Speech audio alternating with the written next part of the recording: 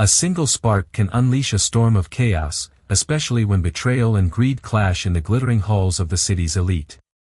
In this story, what looked like a flawless marriage teeters on the edge when an ambitious mistress wants more than secret encounters. She wants the wife gone, but she has no idea what she's up against. That wife is anything but naive, and she refuses to bend to some flashy ultimatum.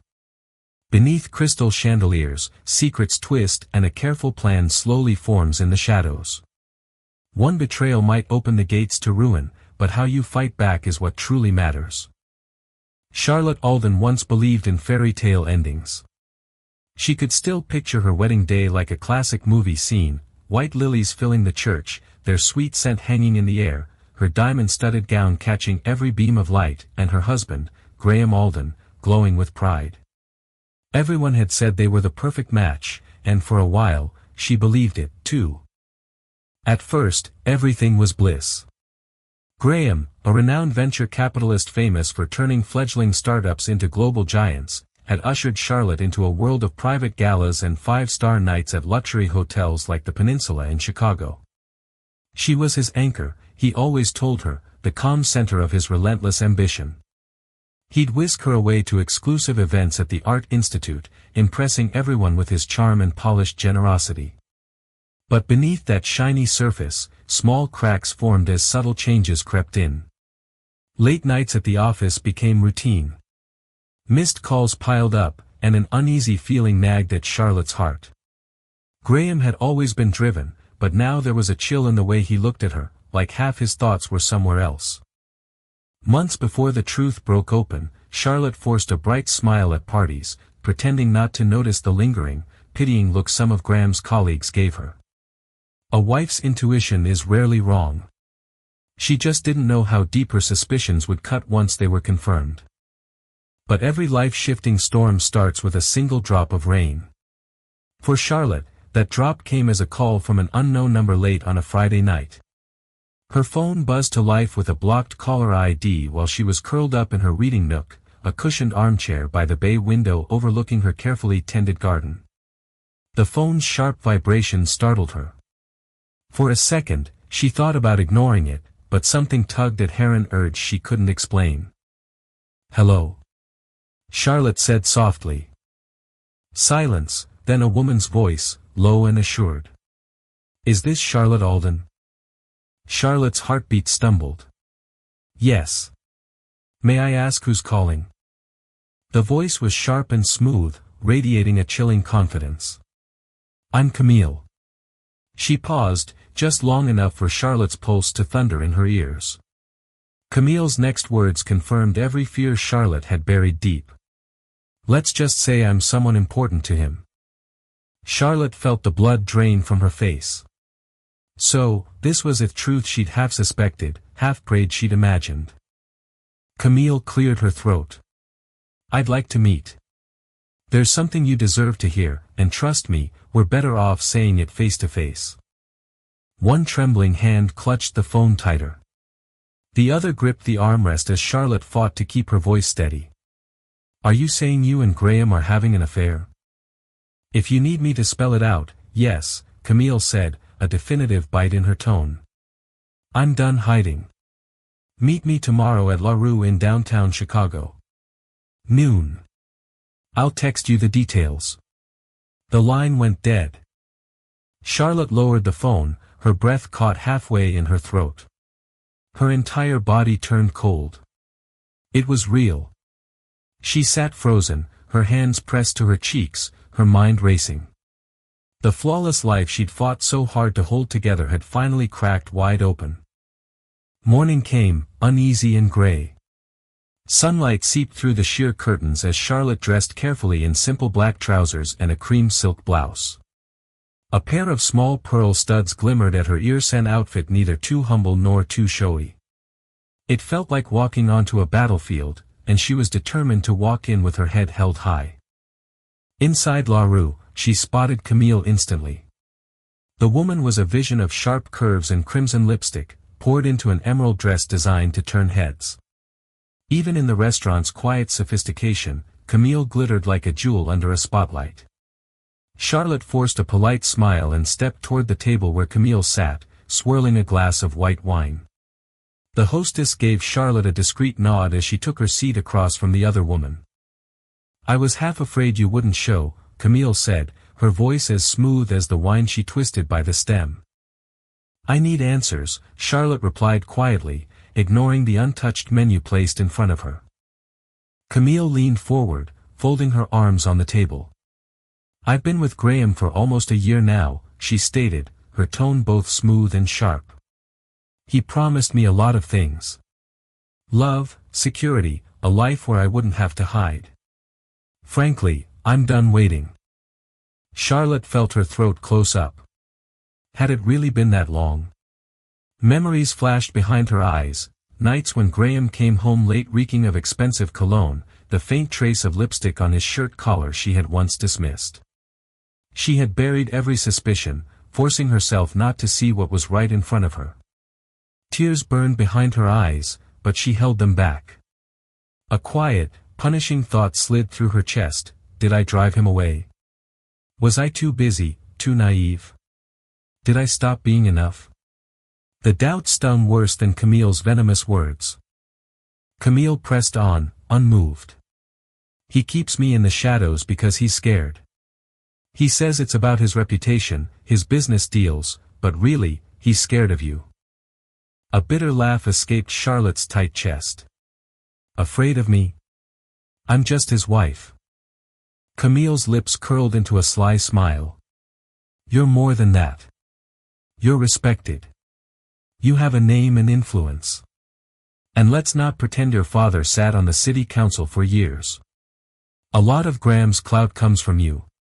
You're no small obstacle." Charlotte's gaze dropped.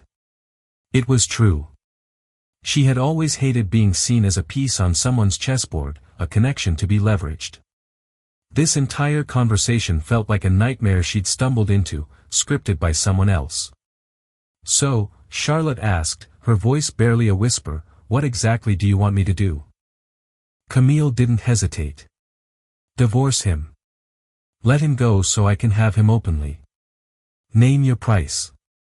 She leaned back, utterly unbothered. "I know most of your money is tied up in trusts and investments, but we can work something out." Something inside Charlotte snapped. The arrogance, the cruelty, the way this woman dissected her life like it was just another deal to close. She had come here bracing for heartbreak, but she hadn't expected this cold, transactional demand. Charlotte lifted her chin. "My marriage isn't a business contract you can renegotiate. If Graham wants a divorce, he can ask for it himself." Camille's expression shifted, her smug confidence tightening into irritation. "He won't. He's too much of a coward." She tilted her head, her voice dropping low. "But I'm not. I came here, woman to woman, to make this clear." Charlotte's pulse thundered so loud she could hardly hear herself think. She swallowed hard. "I'll talk to him tonight." Without waiting for a response, Charlotte stood up and walked away, refusing to give Camille the satisfaction of seeing her cry. Outside, storm clouds gathered overhead as she left the restaurant, each step echoing like a warning of what was about to unravel. She drove home, her eyes scanning every corner of the quiet neighborhood, as if somewhere in the familiar streets she might find a sign of what to do next. Graham was nowhere to be found, probably in a board meeting or, worse, with Camille again. Charlotte paced the living room, fury boiling under her skin. But beneath the fury coiled something more treacherous, a tiny, gnawing dread that maybe she hadn't been enough. Had she grown boring, predictable? She hated herself for even wondering. When Graham finally returned later that evening, he carried himself with his usual casual ease, his tailored suit still crisp, his hair neatly styled. He paused in the foyer, surprise flickering across his face when he saw her standing there, arms folded tight across her chest. "Is something wrong?" he asked, setting his briefcase down. "Where have you been?" Charlotte's tone cut like ice. He frowned slightly. "Meetings." "Why?" She drew in a breath, steadying her voice so it wouldn't crack. I met Camille today. That name sliced through Graham's polished facade like a knife. His face darkened, and the act fell away. You had no right, he started, then caught himself. How did you? She called me, Charlotte snapped, her voice trembling with a rage she could barely contain. She told me everything. A year, Graham.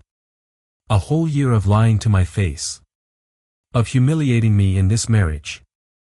He stepped closer, his voice low but urgent. I never meant to hurt you. It just happened. The pathetic cliché made Charlotte want to scream. She forced herself to stand still even as her words shook. She wants me to divorce you. His frustration cracked through. He ran a hand through his hair, pacing in front of her. You think she can just waltz in here and replace you? Is that what you think I want? He paused, searching her face as if scrambling for an excuse. Charlotte, listen to me. I got carried away. At first, it was just physical, but now she thinks. She thinks she owns you now, Charlotte finished for him, tears pricking the corners of her eyes. Graham, you were everything to me. We built this life, this name, this future together. If you wanted out, you could have told me. He reached for her hand, but she pulled back sharply. Charlotte, please. You have to understand. I needed something more. Our marriage felt stale. I know that doesn't make it right, but... She almost laughed, a broken, bitter sound caught in her chest. How many nights had she spent planning charity galas while he was planning betrayals? How blind had she been? No more excuses, she hissed through clenched teeth. If you want a divorce, just say it. Don't send your mistress to negotiate for you. Graham exhaled, looking truly worn for the first time that night. I'm under a lot of pressure right now. There's a huge merger on the table. If any of this leaks, it could cost the company millions. Charlotte shook her head, bitter disbelief tightening her chest. Your empire. That's all you care about now, isn't it? We used to be a team, Graham. Now it's just your money and your reputation. He hesitated, his eyes flicking nervously toward the staircase. I don't want to lose everything I've worked for. I just need more time to think. Let me deal with Camille. I'll fix this. Charlotte stared at him, a sick wave of disgust churning in her gut. Time.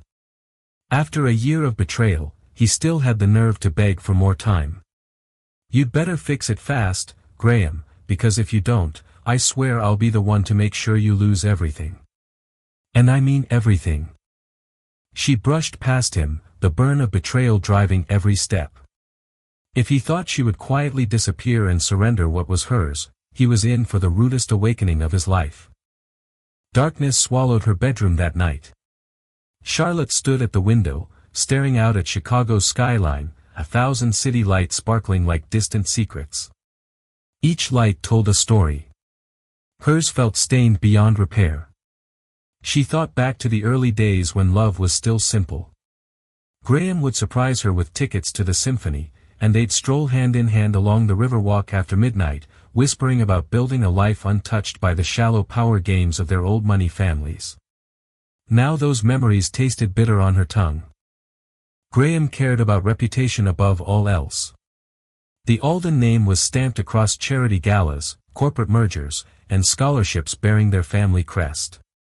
Charlotte had lent her own social currency, her father's political ties, her polished grace at fundraisers, helping Graham's empire climb higher than either of them could have alone. She once believed they were true partners, that her poise balanced his drive. How naive she'd been. And then there was Camille. Brazen, flawless, bold enough to march in and demand a divorce like it was a casual deal. Did Camille really love Graham, or just crave the power that came with becoming Mrs. Alden? Tears welled again, but Charlotte forced them back. Somewhere deep inside her, something turned cold and sharp as ice. She would not be cast aside from the life she had poured herself into. She would make sure both Camille and Graham learned, once and for all, that she was not some disposable ornament to be replaced at their convenience. Still, uncertainty hovered like a shadow. What move could she make? How could she protect her place without tearing herself apart in the process? As dawn crept in, Charlotte's mind drifted to the vows she once believed were unshakable, and a single question burned through her thoughts: what would it take to make them both pay?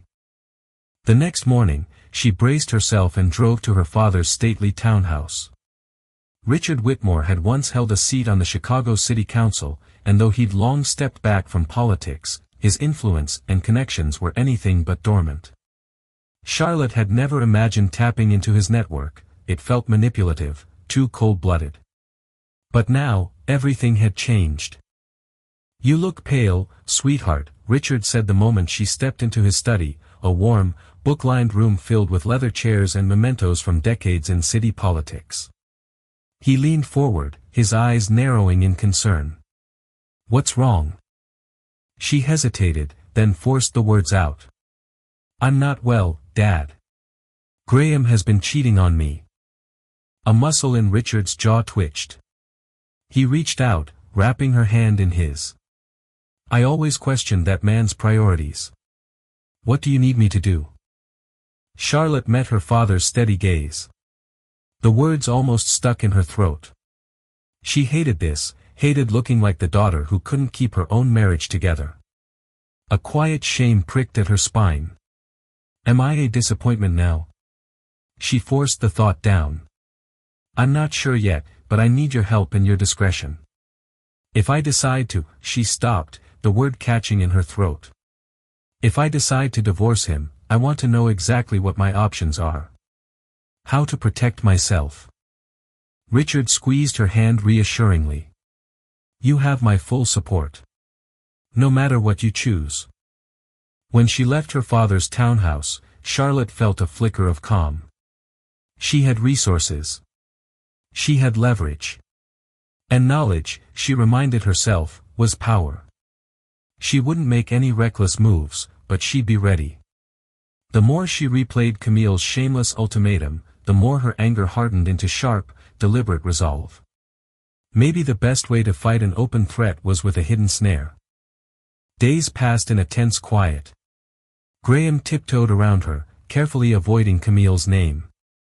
Charlotte poured her energy into her charity boards and volunteered for the Art Institute's community program, outwardly calm and impeccably poised. But each time her phone buzzed, her pulse jolted. Then one afternoon, that same blocked number lit up her screen again. She was halfway through a meeting about an upcoming charity auction at the Drake Hotel. Murmuring a quick excuse, she slipped into a quiet hallway. "Yes," she said tightly. Camille's voice crackled through the line, dripping with thinly veiled irritation. "I gave you time to talk to Graham. What's the delay? Are you ready to discuss the divorce?" Charlotte drew in a sharp breath. "You don't get to dictate my life, Camille." A cold, humorless laugh echoed on the other end, hissing in her ear. "You still don't get it, do you? He doesn't love you anymore. Every time he's with me, he complains about how cautious you are, how dull, how you can't keep him." A sharp sting of anger curled in Charlotte's gut, but she forced her voice to stay flat. "Graham can say that to my face if he has the nerve." Camille's laugh was razor-sharp. "Please. He's terrified of your father's influence. Everyone knows that. But if you want your proof straight from the source, how about you join me at the Drake Hotel next week during the charity auction? I promise you'll get all the confirmation you need." Before Charlotte could answer, the line went dead. A wave of hot frustration tore through her chest. She pressed a hand to her collarbone, forcing her breathing to steady. Camille was setting up a scene, a public trap to humiliate her and corner her in front of Chicago's upper crust. But Charlotte would not be blindsided. She drew a deep breath, adjusted her expression, and rejoined the charity planning committee, her mind already racing through every possible countermove. When the night of the auction arrived, the Drake Hotel's grand ballroom had been transformed into a glittering oasis. A string quartet played beneath sweeping crystal chandeliers while Chicago's elite mingled, whispered bids on priceless artwork, and clinked champagne flutes. Charlotte stepped through the grand double doors in a sleek midnight blue gown with a modest high neckline and a subtle train that trailed elegantly behind her. Her hair was pinned into an immaculate chignon, and diamond earrings flickered with every turn of her head. She could feel eyes following her, some sympathetic, some full of gossip. Rumors had already started to swirl, and she knew it. Across the room, Graham stood among a circle of business leaders, looking every bit the charming mogul in a crisp black tuxedo. The moment he caught sight of her, he excused himself and crossed the floor, tension rippling in the set of his shoulders. "Charlotte," he murmured, forcing a warm, easy grin. "You look breathtaking tonight." She accepted the compliment with a polite nod. "We need to talk." But before he could respond, the buzz of conversation fractured as Camille appeared, making her entrance like a starlet on a stage. Draped in a scarlet gown that hugged every curve, she strolled forward, basking in the sharp attention her presence commanded. She paused just within reach, eyes flicking coyly between Charlotte and Graham as she raised a glass of champagne to her lips. Charlotte's pulse thudded hard. The triangle was complete, and people noticed. A ripple of hushed whispers danced through the room. Graham shot Camille a warning look, but she only tilted her head, her smile sharp and feline. "I see you both made it," Camille purred, her voice dripping with sugary mockery. "What a delightful surprise," Charlotte said evenly, finding her composure despite the eyes now drifting their way. "Camille, this is neither the time nor the place for private affairs."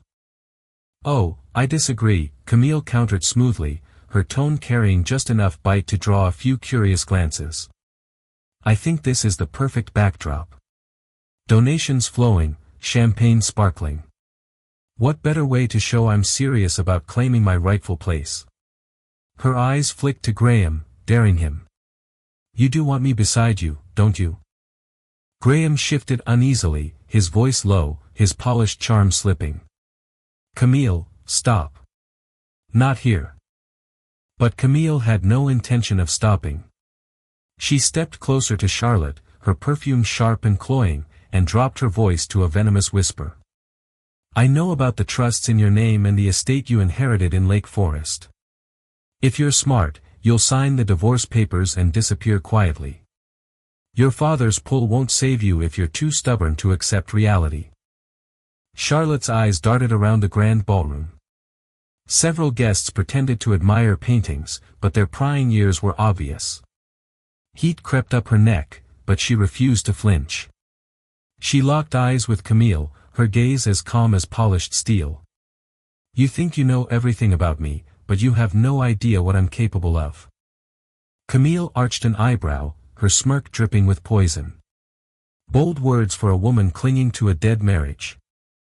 In that instant, Charlotte understood. She couldn't afford rage or tears. She needed strategy, the same ruthless focus Graham wielded in boardrooms. She let a serene smile lift her lips. "Enjoy the rest of the auction. I'll see you both afterward." With that, she pivoted on her heel, spine straight, her gown sweeping behind her like a silken threat. She would not make a scene tonight, but she would not leave this battlefield undefended either. The night was far from over. Her plan was just beginning to unfold. Slipping out of the ballroom's hum of music and gossip, Charlotte moved down a hushed corridor to a small, plush lounge tucked behind velvet drapes. There, under the muted gold light, she pulled out her phone and dialed her father's private line. "Dad, it's me," she whispered. She laid out the situation in quick, controlled words, requesting one discreet favor she knew only Richard Whitmore could pull off cleanly. Richard's voice was grave but steady. "Are you certain about this, Charlotte? Once we set this in motion, there's no turning back." Her pulse hammered in her throat, but her reply was clear, steady, and final. "I'm sure. It's the only way to protect myself and remind them both exactly who they underestimated." Ending the call, she drew a deep breath, her resolve sharpening like a blade. She wasn't entirely sure how each piece would fall into place, but she knew she had to move swiftly. This was unfamiliar territory, a high-stakes game with no room for missteps. Returning to the grand ballroom, Charlotte slipped effortlessly back into the role everyone expected. She mingled with donors, laughed lightly with old family friends, and radiated the polished charm of a devoted socialite wife. Beneath the flawless facade, however, her eyes swept the room again and again, searching for Graham and Camille, determined not to be blindsided. At last, she found them standing near a carved marble column, Camille pressed in close to Graham, her posture dripping with possessiveness. Graham looked trapped, his face flushed with frustration and a hint of shame. Charlotte didn't move toward them. She knew she had already planted the seeds of suspicion and unease in both of them. Let them stew, she thought. Let them wonder what she'd do with Camille's bold threats. As the evening stretched on, the final auction items were claimed. Applause rang through the gilded ballroom, and Charlotte slipped away from the gathering, leaving a wake of whispered curiosity behind her. The stage was set. Now, she just had to wait for the next domino to fall. In the weeks that followed, Charlotte maintained a flawless front. She attended charity luncheons, hosted quiet afternoon teas with old friends, and even made carefully orchestrated public appearances with Graham. The tabloids gobbled it up, printing fresh photos of Chicago's golden couple, never suspecting the war brewing behind their mansion's closed doors. Meanwhile, Camille escalated her offensive. She left taunting voicemails on Charlotte's phone, forwarded snide text exchanges with Graham, and threatened to leak everything to the press. Charlotte saved each message, filing them away like ammunition. Beneath her calm exterior, she found an unfamiliar steadiness, powered by the fact that she had quietly begun securing her own finances and reinforcing her social standing without Graham's name attached. Graham, meanwhile, unraveled under Camille's relentless demands. He bounced between frantic meetings with his attorneys, desperate to figure out whether to rush a divorce or pay Camille off before she torched his spotless public image. He tried to placate Camille, but she had shed all pretense of discretion. She wanted the wife out. One evening, Graham cornered Charlotte in the study of their penthouse. The tall windows reflected the Chicago skyline back at them, the city's glow a harsh echo of the tension tightening the room. "What's your plan, Charlotte?" he demanded, his voice clipped and strained. "Camille's threatening to go public. She wants me to file for divorce immediately. If this breaks, it'll kill the deals I've been working on for months." Charlotte turned slowly from the window, meeting his eyes without flinching. "Oh, so now you care what I think," she shot back, her words sharp enough to draw blood. "Maybe you should have worried about the consequences before you cheated on me for an entire year." Graham dragged a hand down his face, looking worn for the first time in forever. "Charlotte, please. I know I've said it all before, but I need your help. Can't we settle this quietly?" Her cold stare sliced through him. "You want me to save you from the mess you made? How convenient." His voice rose, tinged with desperation. "Yes, I know I'm selfish. I've been a damn fool. But please, let's figure out a settlement. I'll give you whatever you want. Just don't blow this up." Charlotte let out a short, humorless laugh, the sound as brittle as glass. "Whatever I want. You really think this is just about money?" She stepped closer, her voice like steel wrapped in silk. "You humiliated me, Graham. You used me, my family, and my connections to build your image. And now you expect me to disappear quietly while you parade your mistress around Chicago?" He edged closer, hands half raised in a pacifying gesture. "It's not like that. Look, I'm trying to negotiate. This is about protecting what we've built. My company, your reputation. Nobody wins if this blows up." Charlotte held his gaze, her expression unreadable. Inside, though, a storm raged. She could almost hear the echoes of every promise he'd ever whispered, promises that now felt cheap and hollow. Part of her wanted to shout, to hurl every cruel truth in his face and watch him squirm under the weight of what he'd done. But instead, she buried it all under an icy mask, refusing to let him see the depth of her raw hurt. Then she spoke, her tone deadly calm. "Be careful, Graham. You're standing on the edge of losing everything. And you're right.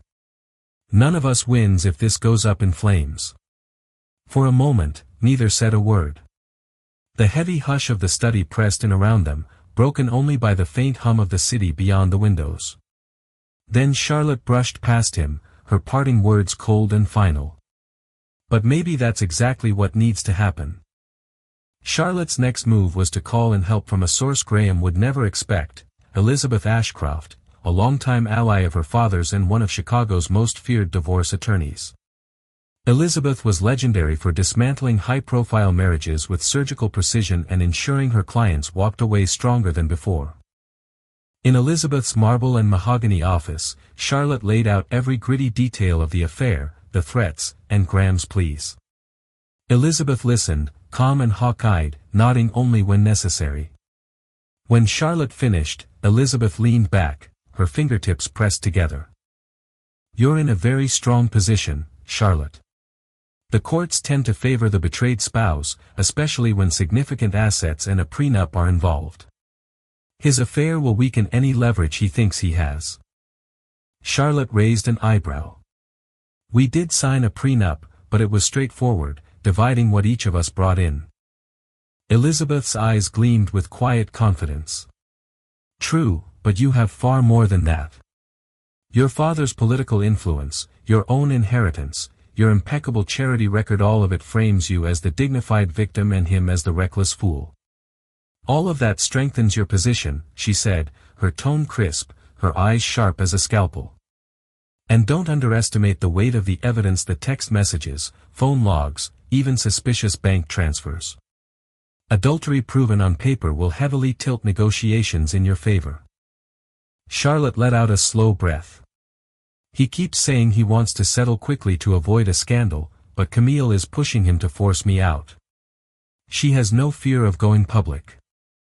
Elizabeth's smile was razor-thin, the glint in her eyes unmistakable. "Then let her. We'll counter with everything we have. And listen carefully, under no circumstances do you sign a single page without my approval. If needed, I'll draft a counterclaim citing emotional distress and reputational harm." A strange but welcome wave of calm settled over Charlotte. She rose, shook Elizabeth's steady hand, and walked out of the towering law office, more grounded than she'd felt in weeks. She finally had a legal ally capable of dismantling Camille's reckless threats piece by piece. For the first time, the power felt squarely in her hands. As Camille's provocations escalated, new messages, new taunts, a final clash felt unavoidable. It came sooner than Charlotte expected, a terse text from Camille demanding they meet at a sleek cafe off Michigan Avenue. Charlotte didn't flinch. She decided it was time to face the mistress again, this time with steel in her spine and a legal arsenal ready to strike. When she arrived at the minimalist cafe, she spotted Camille instantly, designer blouse, glossy hair, and an untouched espresso in a white porcelain cup. The moment Charlotte slid into the opposite seat, the air bristled with unspoken hostility. "You're late," Camille snapped, setting her cup down a little too hard. Charlotte crossed her legs, her expression as smooth as glass. "I'm here now. Let's get to the point." Camille didn't bother with niceties. "Graham wants this divorce finalized, but you're dragging it out. Do you enjoy tormenting him?" A cool smile tugged at Charlotte's lips. "What I enjoy is irrelevant. This marriage won't end on your timeline, Camille." Camille's perfectly shaped brow lifted, her confidence flickering into annoyance. "He's mine now. You're just the wife on paper." Charlotte laughed, a soft and dismissive sound. "Let's see if he stays so eager when the attorneys start their work. By the time I'm through, you and Graham may be scraping pennies together, if you're lucky." Camille's eyes darkened, her voice low and furious. "Money isn't my only reason for this. I care about him. Spare me the fairy tale, Charlotte cut in, her tone like frost. If this were just about love, you wouldn't be threatening me at every turn. But fine, if you truly care, tell Graham to grow a spine and ask for the divorce himself. Until then, stay out of my affairs. Camille's hand smacked the table, rattling her cup. A few nearby customers paused mid-sip, drawn by the rising tension. Camille leaned in, her voice dripping venom. You think you're untouchable because of your father's name? You're fancy lawyers. I'll drag your reputation through every tabloid in Chicago if I have to. Charlotte leaned forward, too, her voice barely above a whisper but lethal all the same. Try it. You'll find out just how deep the mud can get, Camille. Camille's glare could have scorched straight through the polished oak tabletop. She opened her mouth, then closed it, words failing her for once. Sensing she'd struck a nerve, Charlotte straightened, smoothing an invisible crease on her coat. This conversation is over. Keep playing your little games if you want, but don't expect me to play by your rules. Without waiting for an answer, she turned on her heel and walked out, each step a quiet echo of her new, ironclad resolve. If Camille thought threats and gossip would scare her off, she was about to learn just how wrong she was. Back home that evening, Charlotte received unexpected news.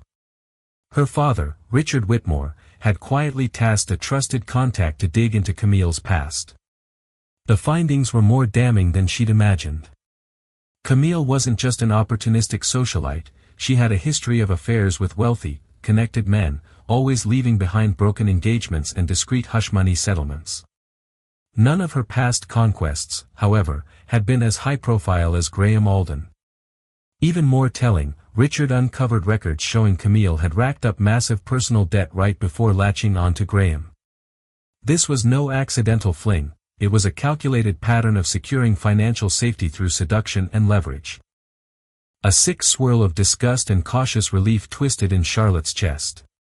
This gave her ammunition. Real leverage.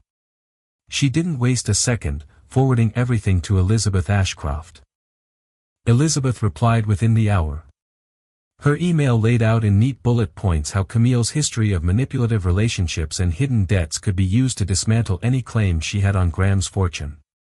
But the true shock came later that night when Elizabeth called directly, her voice urgent. There's more, Charlotte. Our private investigator found evidence, phone logs, credit card charges suggesting Camille may be blackmailing Graham. She's threatened to leak sensitive information about his business dealings unless he finalizes the divorce quickly. A chill spread through Charlotte's veins. It explained so much, Graham's paranoia about leaks, the frantic meetings, the sudden urgency to keep Camille quiet. If she had access to confidential documents, he'd be desperate to keep her on a short leash. The puzzle pieces clicked together, revealing a picture far worse than an ordinary affair. This was extortion, hidden behind a silk dress and a coy smile. Camille was no mere scorned mistress. She was an opportunist, cunning, shameless, and now Charlotte couldn't shake the feeling that there was more beneath the surface, some deeper rot in Graham's world that he'd hidden even from her. She confronted him that night in their living room. Soft lamplight cast fractured shadows over the polished floors and elegant furnishings, but nothing could soften the tension clawing at the air between them. I know about Camille's blackmail, Charlotte said, her voice just shaky enough to betray how deeply this cut her. She's threatening to expose your business deals, isn't she? Graham's eyes flew wide. How? Who told you? She lifted a hand, cutting him off coldly.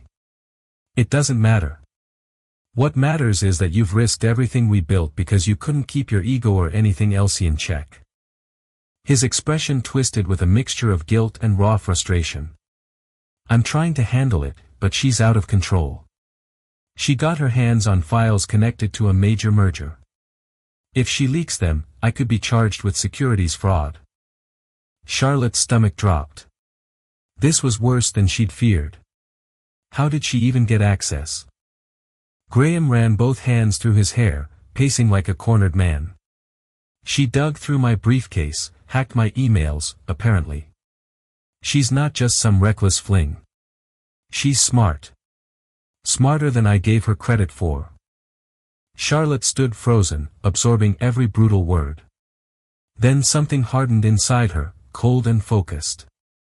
You need to come clean. File for a restraining order. Bring in the authorities if you have to. I won't stand by while she holds our entire world hostage. Graham shook his head, his voice bordering on panic. No, you don't get it. If the police or the SEC start sniffing around, every document I've ever touched will be dissected. Even the smallest error could ruin me. Ruin us. For a heartbeat, her fury faltered. Charlotte knew what that meant. The Alden wealth wasn't just vanity, it funded their philanthropic work, supported employees, and even paid for community grants and scholarships. If Graham's empire fell, so would all the people tied to it. She stepped closer, her voice low and clear. Then what's your plan, Graham? Just let Camille keep squeezing you dry? He stared at her helplessly, sweat beading near his temple. I need time to get the files back somehow, to stop her. But she's demanding I sign the divorce papers right now. She thinks if I make you leave, she'll have more leverage. Charlotte's eyes narrowed, her voice edged with steel. So she's extorting you to force me out, and you're really going to let her? Graham's voice cracked under the weight of his own mess. I don't know, Charlotte. She regarded him coolly, as if seeing him fully for the first time. If you cave to her now, Charlotte said icily, then forget my help keeping this quiet. And trust me, if I walk away, everything else you're clinging to will come crashing down with me. Graham's shoulders sagged, stripped of his practiced composure. Then help me, Char. You've always been the sharpest person I know. If we can't involve the police, we need something else. Something to force her hand. Charlotte drew a deep breath, a riot of feelings crashing inside her. Even after all the betrayal, she couldn't ignore the memory of the partnership they once were, two people who had built something remarkable together. She had no desire to watch him lose it all to Camille's games. Fine, she said at last, her voice quiet but unyielding. But you'll do exactly what I say. A week later, after discreet planning with Elizabeth Ashcroft and her father, Richard, Charlotte and Graham orchestrated a trap that had to look perfectly genuine. They arranged a meeting at a private suite in the Waldorf Astoria, known for its impeccable privacy and old-money luxury.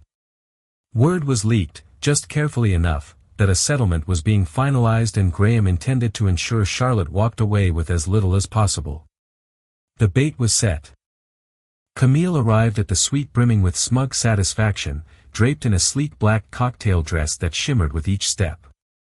She practically glowed with triumph when she caught sight of the slim stack of paperwork waiting on the coffee table, though she tried to mask it with a bored flick of her hair. Graham stood by the tall window, the city lights reflecting off the glass behind him. He looked tense, drained. Charlotte sat on a velvet sofa, her head bowed slightly, the perfect picture of a defeated wife. Well, isn't this cozy? Camille purred, shutting the door behind her. I trust everything's in order. Graham nodded stiffly, gesturing to the paperwork. Charlotte and I have agreed on the terms. She's ready to finalize the divorce quietly. Camille's eyes darted between them, something calculating flashing beneath her confident smirk. And the merger files, Graham? Don't forget who's holding your future in their pretty little hands. He swallowed, glancing briefly at Charlotte before nodding. That's part of the deal. You'll get the transfer and the files just as soon as this is done. Charlotte forced out a weary sigh. Let's just get this over with. Camille glided closer, eyeing the documents with open greed. She shot Charlotte a venomous smile. Did you really think you could keep him with your money and that uptight charm? You can't buy passion, sweetheart. Maybe next time, learn how to please your man.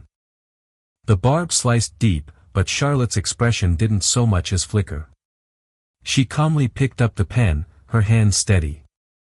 Behind her, Graham turned to the bar, fumbling with the whiskey decanter, his hand visibly trembling. Then, in one smooth movement, Charlotte swapped the top sheet with an entirely different set of papers, her trap falling perfectly into place. Camille's attention flickered to her phone, her fingers tapping out what was likely a gleeful message to some confidant, bragging about the prize she thought she'd just snatched away. She didn't notice Charlotte calmly signing a document that wasn't what it appeared to be.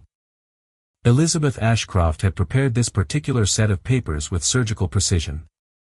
It held no legal weight for dissolving the marriage but was instead crafted as a clever snare.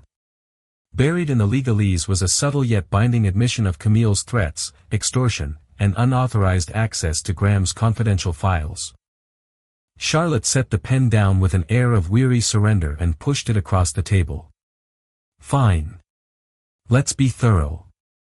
I want your signature, too, acknowledging that in exchange for my quiet departure, you waive any accusations against me, now or in the future. Camille frowned, skimming the paragraphs half-heartedly.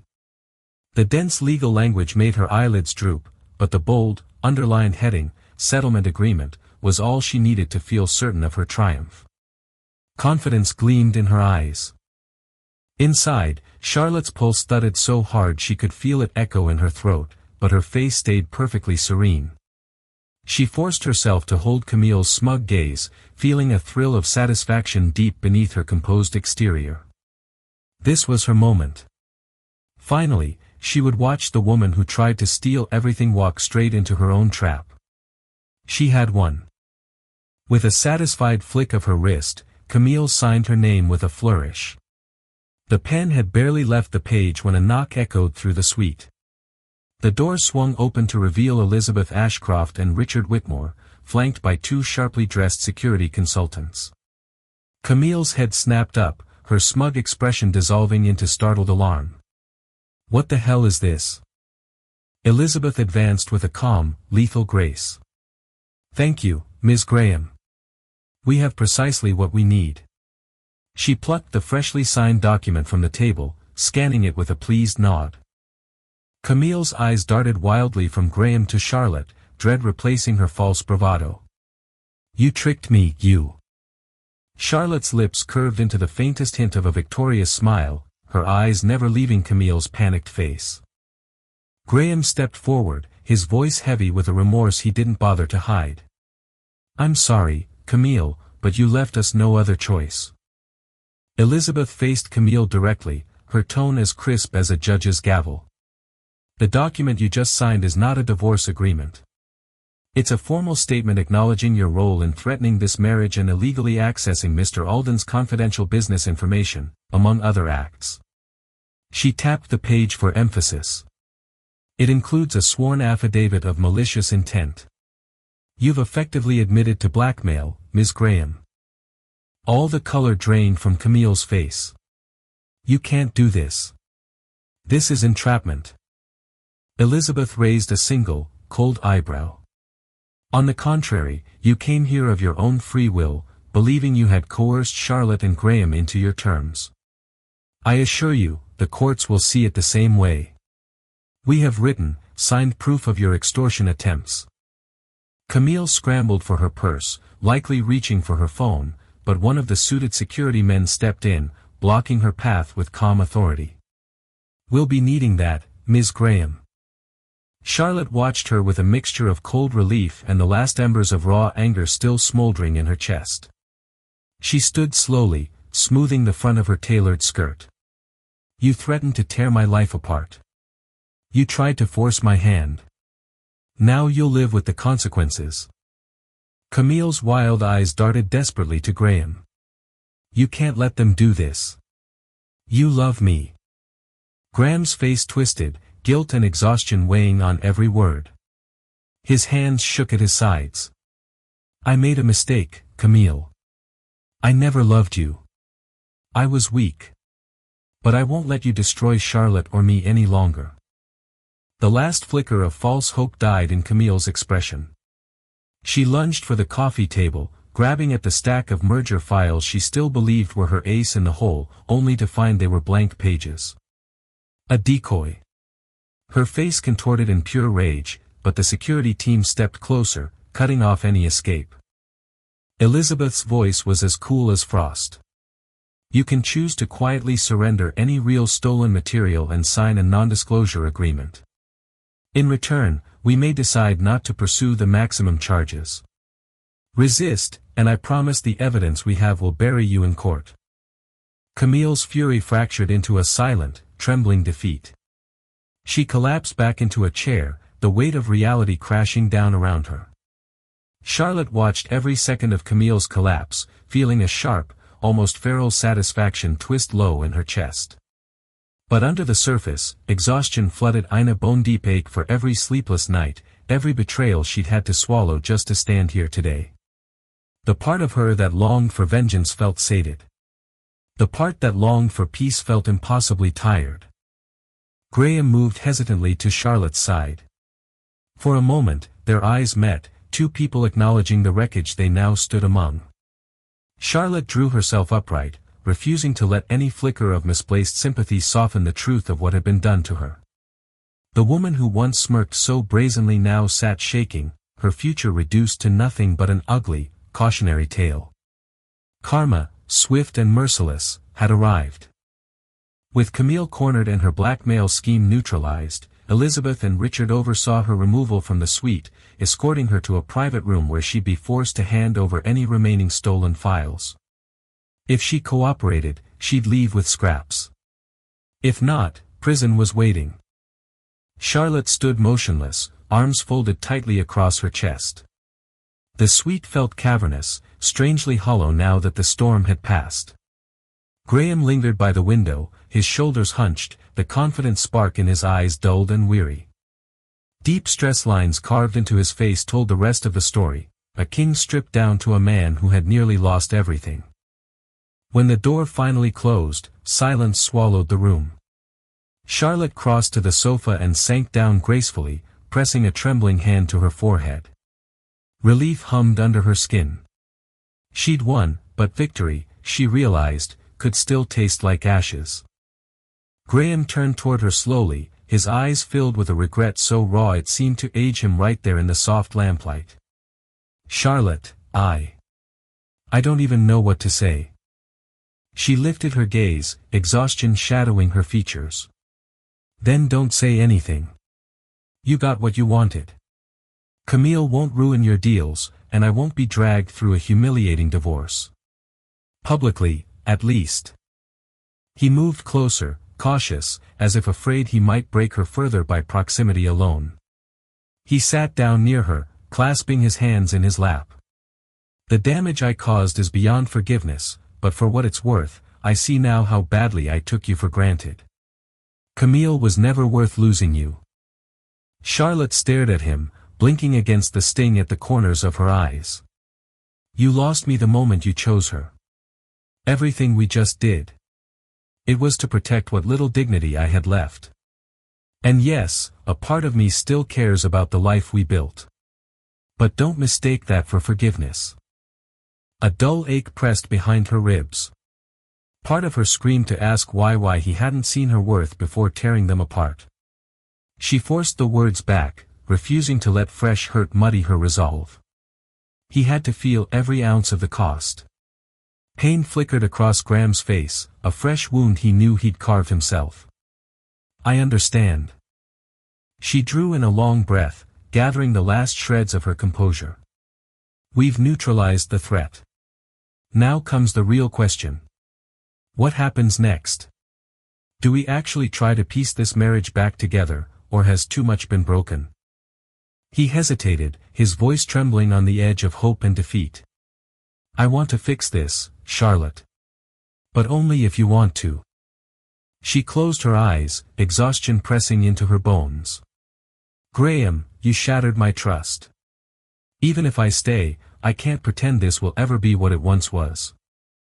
The most terrifying truth of all was that some soft, stubborn piece of her heart still wanted to believe him. That weakness shamed her almost as much as his betrayal. In the quiet between them, she hated how her heart still recognized the warmth in his eyes, a warmth she'd once trusted more than her own instincts. She needed him to understand that trust was a fortress to be rebuilt brick by brick, not begged back overnight. Tentatively, he reached for her hand. For a heartbeat, she let him hold it, remembering softer days and promises whispered under city lights. Then, gently, she pulled away. Months later, the Aurora Foundation, Charlotte's new initiative to empower women facing betrayal and financial manipulation, held its first major fundraising gala. Charlotte, standing at the podium in a gown the color of dawn, was no longer just a wife who had survived a scandal. She was a leader, her voice ringing with a strength forged in fire. Graham was in the audience, his gaze fixed on her with a mixture of pride and profound sorrow. He had kept his promises. He attended therapy, both alone and with her. He stepped back from 2 of his corporate boards to be more present, and he became the Aurora Foundation's most silent, yet substantial, donor. He was doing the work. That night, after the applause had faded and the last guests had departed, Charlotte found him waiting for her in the quiet of the empty ballroom. "You were magnificent," he said, his voice quiet, stripped of its old arrogance. "Thank you," she said, a small, genuine smile touching her lips. "I feel like myself again."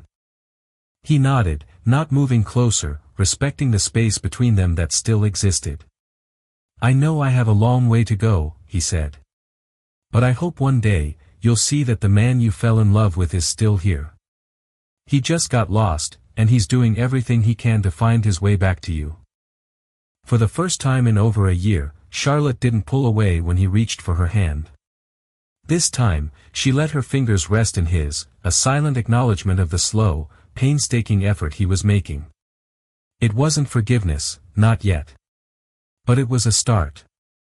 It was the possibility of a new beginning, built not on a flawless fairy tale, but on the hard-won, beautiful truth of a love that was resilient enough to break and strong enough to heal.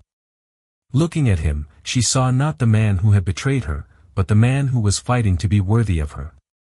And in his eyes, she saw the reflection of the woman she had become, unbreakable. My incredible friends, if you're still here with me, perhaps something in Charlotte's journey from heartbreak to healing has touched your heart, too. Life can tear us apart at the very seams we thought were strongest, and betrayal can leave us gasping for air in our own homes. But as the great thinkers remind us, it's not what happens to you, but how you react to it that truly matters. Charlotte's strength wasn't born from an easy life, it was forged in the fire of her deepest hurt. Just like her, you may have faced days when trust crumbled and your worth felt invisible. But I hope you're learning, as she did, that your power is yours alone. No one can steal it from you forever. You have power over your mind, not outside events. Realize this, and you will find strength. Charlotte didn't just fight a cheating husband, she fought the lie that her worth was tied to someone else's approval. In the end, she reclaimed her voice and turned her scars into a foundation to lift others. So tonight, I hope you carry this truth into tomorrow: you are never just what others say about you. You are the whole masterpiece, flaws, storms, and all. If this story resonated with you, please help our community of story lovers grow. Click like, share this with someone who needs a reminder of their own resilience, and subscribe so you don't miss the next tale that might just change your perspective. From my heart to yours, thank you for staying until the very end. May you always find the power to rewrite your own ending.